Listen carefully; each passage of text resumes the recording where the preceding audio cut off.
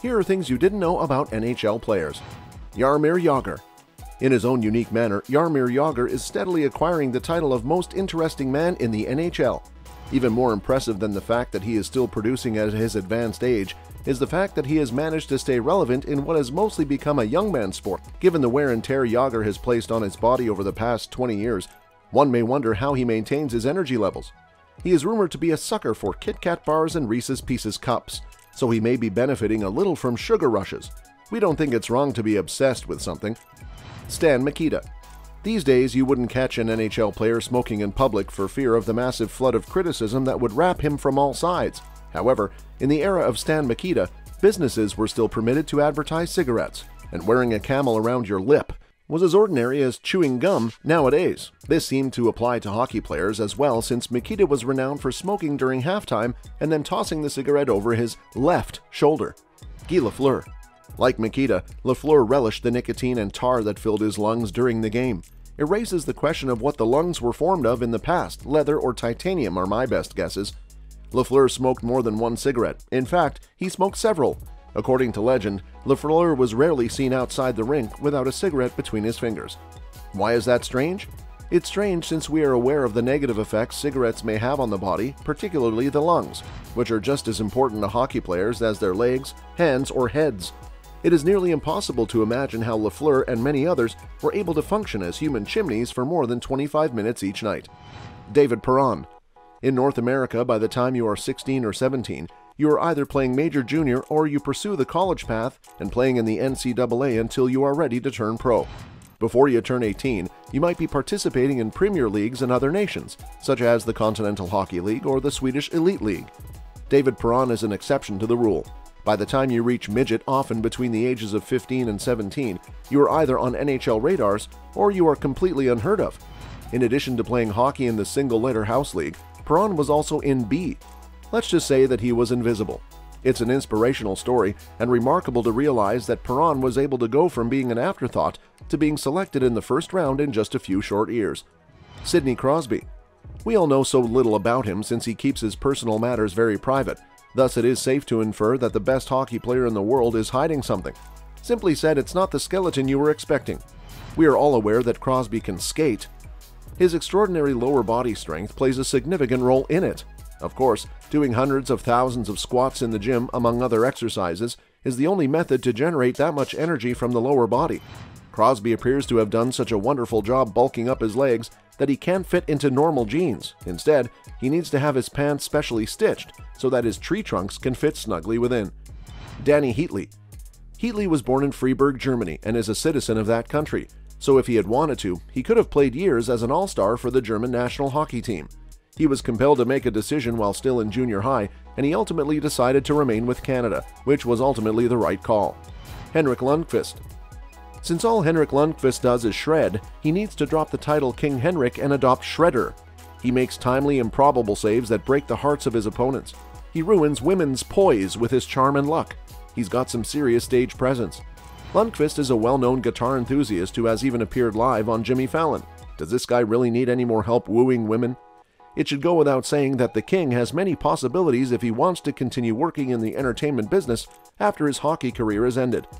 Alexei Emelin. In the National Hockey League, Alexei Emelin became well known for his brutal hits, which still cause players to quiver in fear close to the blue line. Emelin frequently receives challenges from opponents who are trying to protect their teammates, since his huge checks frequently straddle the line between clean and dirty. Emelin has a history of dropping the gloves, but he shouldn't be since his face had to be rebuilt after collapsing during a fight while he was playing in Russia. The oddest thing about it is probably that Emelin isn't wearing a full cage or even a larger visor, because even the slightest hit might cause additional damage. Pavel Datsyuk. The Russian drawl in Pavel Datsuk's voice is still audible when he speaks today and will never disappear. All things considered, he speaks outstanding English, especially considering that he arrived in North America with little knowledge of the language.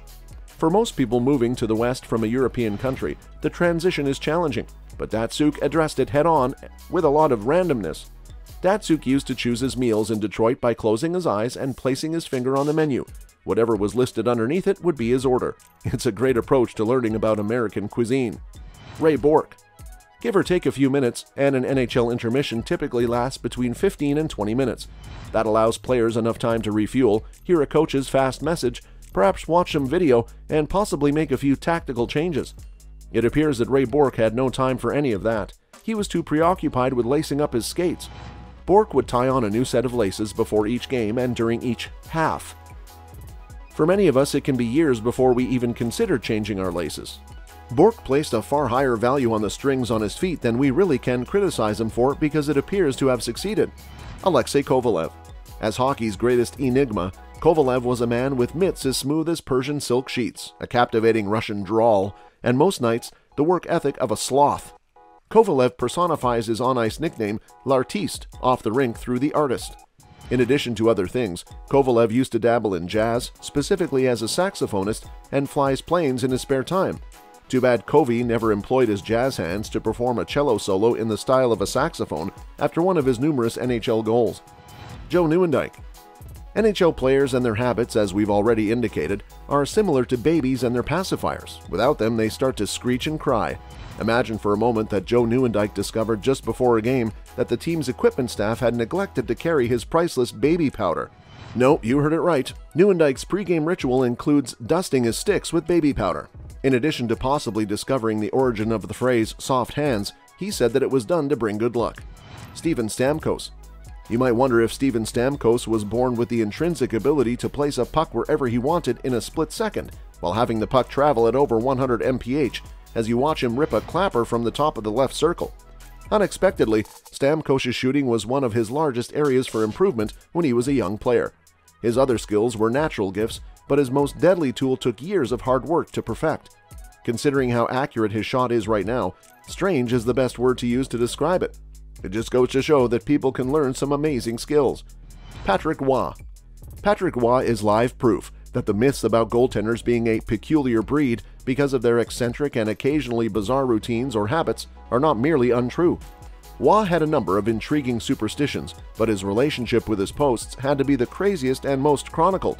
It's one thing to thank your crossbar for diverting a puck away from the goal instead of allowing it to go in, but quite another to engage in meaningful dialogue with your posts.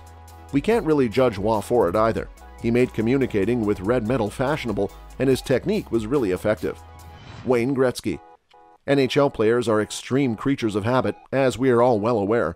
Like the majority of professional athletes, they must follow their routines precisely each time they compete, because failing to do so will make them anxious the entire time, if not longer.